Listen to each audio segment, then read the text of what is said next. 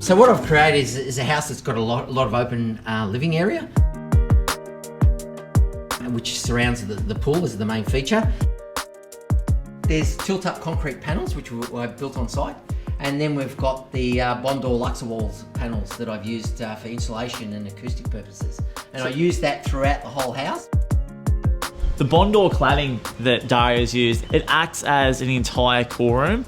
So when it's really hot in summer, it's obviously well insulated, keeping the heat out. But then when it's really cold in winter, once the home's warm, it's not losing that heat.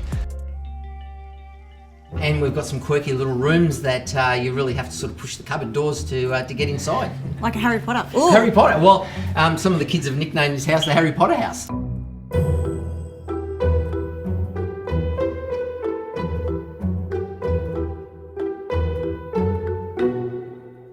It's been an eye-opener. Lots of different designs and ideas that we've got that we didn't really think of before. Can't wait to see what designs they come up with.